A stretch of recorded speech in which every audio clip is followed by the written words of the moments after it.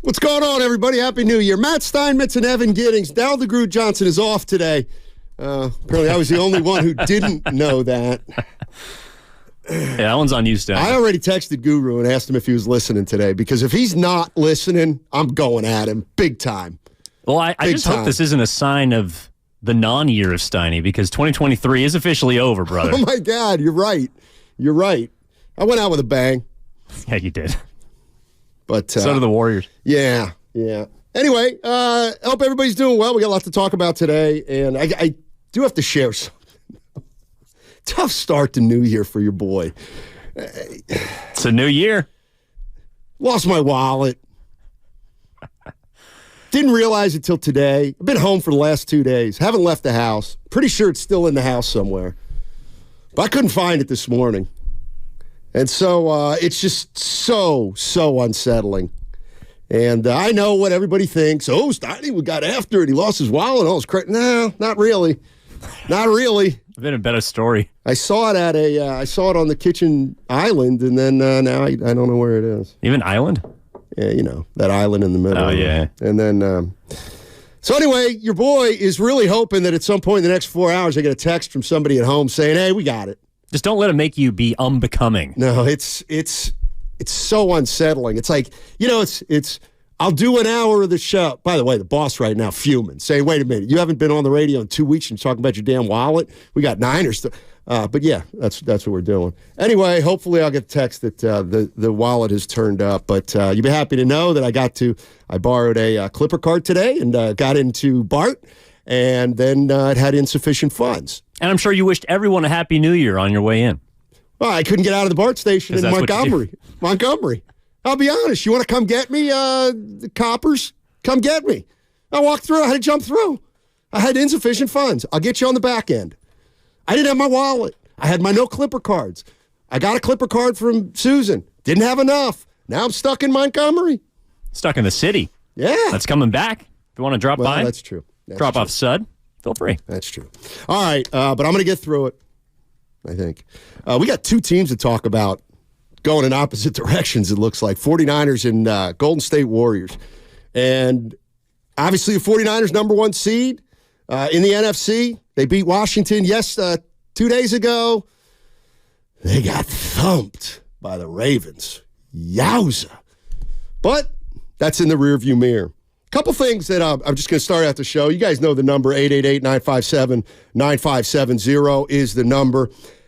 Basically, Evan and I haven't been around for 10, 12 days, 2 weeks, something like that. And when we left, the San Francisco 49ers were the Super Bowl favorites.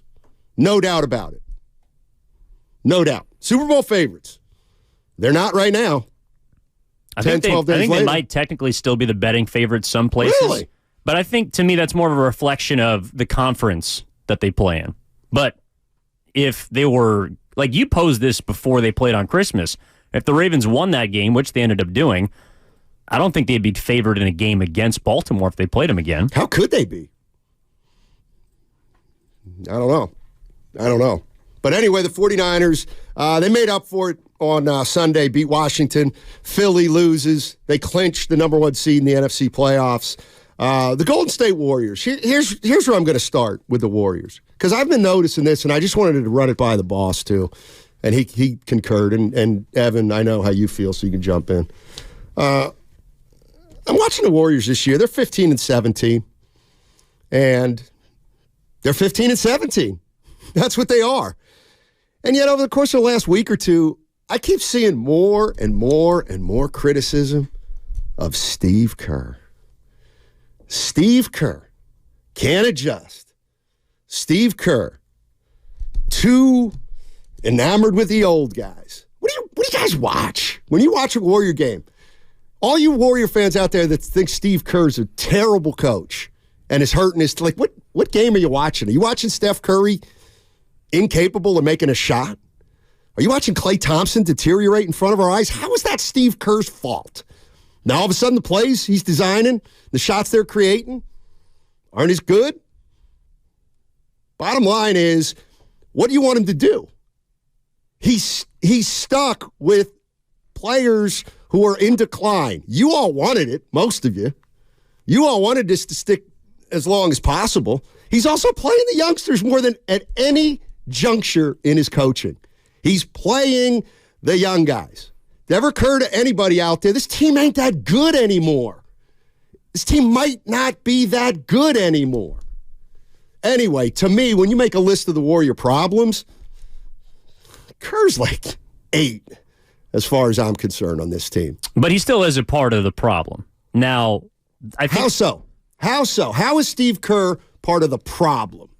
Because just like you're talking about with Steph and Klay, and I think I'm more in your camp than the camp that we've seen a lot over the last, 3 games since they've begun a new streak in the wrong direction.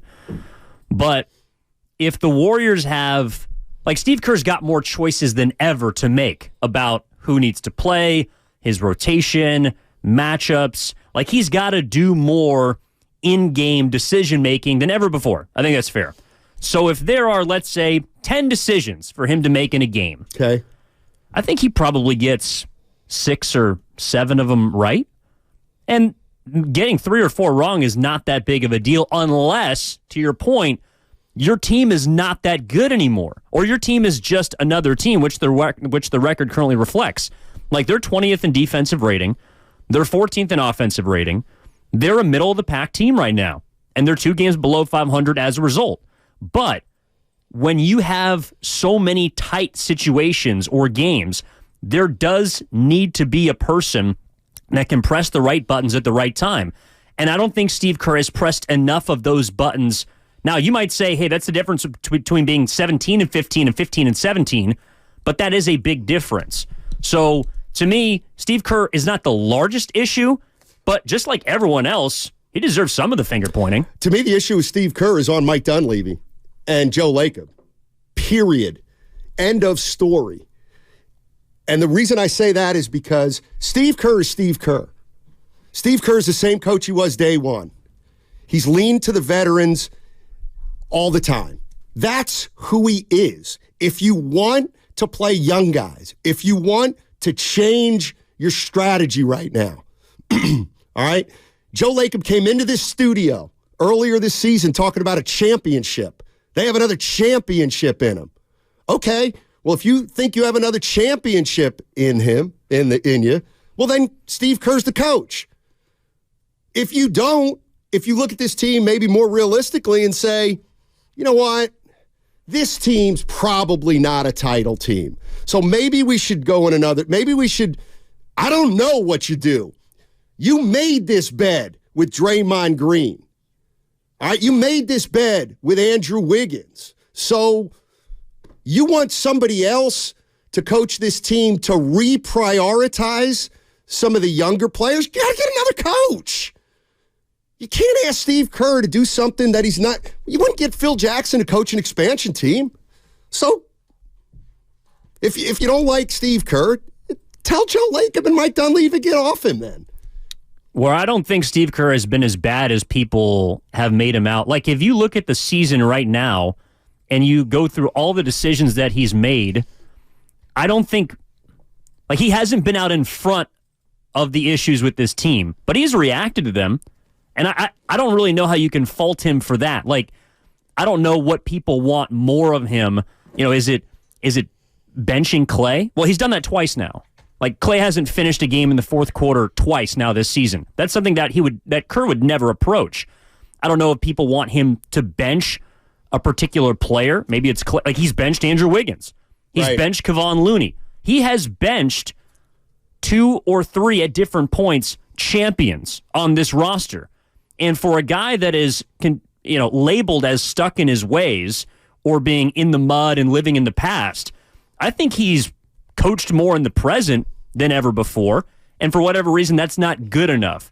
So the issues to me with the Warriors right now is they got Steph Curry, and then you don't know who's their second-best player on a given night. To me, that's not on Steve Kerr. I think that is on the roster that's constructed, and he's trying to do his best. Like, I don't know if there's a coach in this league right now, maybe Eric Spoelstra, because he's got a track record of making the most out of some, poor pieces, like he did a couple games ago against the Warriors, a la Jamal Cain. But I just don't know if there's another coach right now that would take this roster and put it into the title contention category that people want them to be. No chance. No chance. Let's be realistic about that. I am getting a lot on the YouTube chat. Dublin Marge, one of our favorites, coming in. There does seem to be a sentiment out there about Klay Thompson. It does feel like there are a lot of Warrior fans that are saying, look, if he's not playing well, get him out. I get it. Or get him out meaning play fewer minutes. Don't you get it? That's only a sliver of the solution because Klay Thompson's a legend around here. And Klay Thompson's in a contract year, and you knew that. Like, this should have been planned for. What if we don't re-sign Klay and he struggles? Because that's where we're at. Okay, now what do you do? Because it feels like nobody even thought about this. It also feels like nobody thought about, okay, we'll give Draymond $100 million over 4 years, and now he's suspended. He's missed the past 9 games. We don't know when he's coming back. Who didn't think about that? Like, the position that Kerr's been put in, what do you think? Playing Podziemski and Jackson Davis and Moody, and you get Wiggins good for one, and all of a sudden you're going to win games? Like, don't you get it? Your young players aren't significantly better than other teams' young players.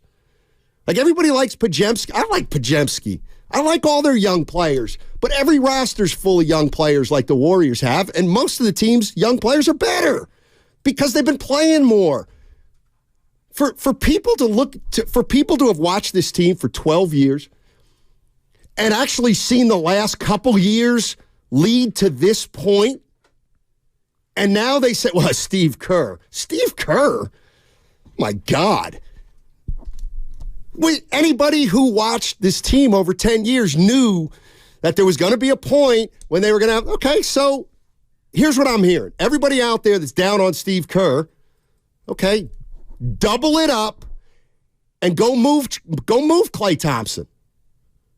Because the coach that Steve Kerr is the coach who's going to give Klay as much time as he can, because he will go down. Steve Kerr will go down with Klay Thompson, period, rather than go down with somebody untested. That's who he is. So if you don't like it, then push is coming to shove. Yeah, I think there's a couple things there. One, it's like, if you're going to lose, you're going to lose with your guys. Like, these are Steve Kerr's guys. And maybe that's the issue that a lot of people have, is he doesn't seem like he's willing to come up off them. But like you just talked about, I think Podziemski is a really good rookie. TJD appears to be a solid rookie. Kuminga is beginning to emerge. Moody hasn't played much, but he's the odd man out on a team with 12 different playable players. But the thing is, the Warriors didn't lose the last 3 games because Steve Kerr didn't play the young guys. I think, from watching those games, specifically on Christmas, they lost because their 2 players that are supposed to be their best players, a la Stephen Curry and Klay Thompson, because Draymond's not available, were bad. Like, they were objectively bad. Steph is shooting 30% from 3 in his last 3 games. Klay Thompson, after shooting, over 40% for the previous 14, fell off a cliff the last 3 games. That's why you lost. I think it's as simple as that, especially against the defending champs. Like, during their 5-game win streak, the last time you and I talked, Klay Thompson was on a heater, and the Warriors were winning. And Stephen Curry was playing good basketball, and the Warriors were winning. They need their best players to play like their best players. And if they don't, I don't see how, no matter how good the young guys are, I'm talking about the 25 and youngers, I don't see how those guys are going to supplement the fall off of your 2, and you can throw other guys in there as well. I don't know how they're going to supplement the fall off from their top dogs. Right. Like, you win in the NBA because of stars. You saw it against the Mavericks. Luka Doncic came in and torched the Golden State Warriors. If Luka had a bad game, the Mavericks would have lost. Stephen Curry has not played well the last 3 games. Klay Thompson has shot terribly the last 3 games. That's why the Warriors are in the position that they are, not because Steve Kerr isn't playing young players. Yeah, I'm with you. I'm with you there. And when I look at the Golden State Warriors and where they're at right now, I mean, look, to me, they've been kicking the can down the road. Excuse me. They've been kicking the can down the road under the belief that they can get another title. And if that's the way they're going to believe or have been believing, then the minute they don't think that anymore, they've got to do something different. They've acknowledged from the end of last season, everything they've done has said, we can win a title. All right, well, now you're 15 and 17. The minute you don't think you can win a title, well, then let's change direction. I don't even know what that means at this point, because some of the decisions you've made in the last year and a half have now become decisions that make it more difficult to transition. But let me tell you something, and it's an uncomfortable truth. How about Steph Curry? I mean, I think Steph Curry's more important than Steve Kerr. It should be. Steph Curry got off to a good start this year. He's not had a good year. By Steph standards, he's not having a good year. Well, he's not playing well lately. Exactly. And that's, like, there's... Like, the reason they've lost their last 3 games, he played this guy too much, this too little, this too... Steph was 9 for 25. Before that, he was 3 for 15. The game before that, he was 7 for 21. Klay, 1 for 11, 4 for 11, 3 for 12. Get out of here. Like, that's why you've lost your last 3 games. Your best players aren't playing well right now. That's all. Well, and that's why I think a lot of people are beginning to look at the front office and say, what are you going to do? Because whether you think Steve Kerr's in the right or whether you think he's in the wrong or you think the Splash Brothers have been doing too much or doing too little, the fact remains this roster is Stephen Curry and then who knows on a night in and night out basis. So do you consolidate the roster?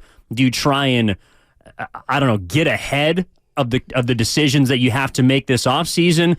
They are at an inflection point, and the first shot was thrown across the bow this weekend when the New York Knicks went out and made a trade with the Toronto Raptors. Like, it is officially trade season. Yep. So does that mean that the Warriors need to make a move? If so, what do you think it should be? Because what we do know is right now they have more questions than answers, and that's the reason why they've been seesawing between 2 or 3 games over 500. Well, I guess 4 officially is the largest they've been at the beginning of the season. And now they've been as many as 4 games below 500. They're currently 2. They got a good young team in Orlando coming in tonight. You got the defending champs again on Thursday in Denver. Like, this is a point in the season where you do need to make some difficult choices. And I'm not sure the Warriors are in a position to where they have enough rope to wait until the trade deadline. Yeah. No, I think doesn't mean you have to make a move, but you have to make that choice of whether you're going to or not. 650. I don't think it's about benching Klay. It's about having Klay come off the bench. Okay, fair. He's already moved Wiggins to the bench. So that and also, Looney. Yeah, that's the other thing. Steve Kerr feels loyalty to Wiggins because Wiggins has 1 ring. He feels 4 times as much loyalty to Klay because Klay has 4. That's why the first guy to go to the bench was Wiggins, who hasn't been here as long as Klay Thompson. Okay, we move Klay Thompson to the bench. For whom? Move Wiggins back in there? I mean, the reality of the situation is that Klay's got to play better or this team's going nowhere. Steph's got to even play better or this team's not going anywhere. And maybe I'm reading too much into it, but man, I'm watching those last 3 games, and I've said this before, but you see these young players in Miami, and 2-0. Miami scores, you go up 2-0, and there's somebody lingering in the backcourt, just waiting for Curry, and turning him when the times he does bring the ball up, and he is absolutely getting engulfed by defenses right now, and usually by one guy who's just assigned young, athletic, usually a smart player, and it's it feels like it's taking its toll on him. Like, I feel like Steph Curry, just the moments are just a little fewer and farther between, and he's wearing out. It feels to me like he's wearing out. We're only in January. And then emotionally, it feels like, everybody tries to interpret his body language, and he looked miserable the last couple games, and everyone's like, boy, looks like he's just really down on this team. I think he could be down on himself. I think maybe he could be thinking, how much do I have left at what level for how many minutes a game over how many, you know what I mean? These guys know where they're at in their career. So I don't know. I don't think the Warriors have a fix, to tell you the truth. And I don't know if it's even that deep with Steph. I think you've known Curry for a long time. I think he approaches each game as its own entity. And the last couple games, he's played not up to his standard. I think that's why he's so frustrated, because he's also smart enough to know that if he doesn't play well, this team's probably not going to win. Right. So, and that's the case now more than ever. Not that if he played poorly back in even their glory days, that the team would be able to, they'd probably lose. Like if Steph's shooting 30% from three, or if he's shooting below 40% from the field, I don't like the Warriors' chances against anybody. Like, I don't care if they're playing, well, maybe Washington, maybe Portland. I guess, yeah, they beat the Trailblazers when he scored 7 points and make a three. But that's part of it, too. Like, they did have a big win against Boston, but during their 5-game win streak, when they had, in my opinion, they hadn't turned a corner, but they looked like they were getting there. They were a game above 500. They were starting to play some basketball. The rotations were starting to set in. And remember, we were talking about, well, how does Draymond Green fit back into this? How does GP2 fit back into this? The Warriors are where they need to be right now. They look like they're playing good basketball. And then you come cratering back down to earth when your best players don't play well, and now everything's back in flux. Like, I just wonder where people are at, because to me, I don't think they're as bad as they've played the last 3 games. And they probably also weren't the team that was going to rattle off 10 in a row. Right. They started out 6-2. Yeah. They went 4-12. They went 5-0. Now they're 0-3. So that's and that's 2 games under. That's 15 and 17. So the 510 on Comcast Business Text Line. The fix is some load management. I mean, dude, Klay's only playing 30 minutes a game right now. Wiggins is only playing 26. Chris Paul 27. Those 3 guys have all played fewer minutes this year than their norm. So I know everybody wants the young guys to play. Hold on. Podziemski's playing 23 minutes a night. Kuminga 22. Who else here? Moody, when he gets in, 18. By the way, Podziemski's played like over 30 since he's been in the starting lineup. Yeah. All right, 888-957-9570 is the number. We're going to start out with Niners. I'm sorry, we're going to start out with Warriors. That's already happened, but I want to talk about the Niners, too. Maybe we'll move into them. Maybe we'll go hour 40. We'll go like hour Warriors, hour Niners, see how, take the temperature.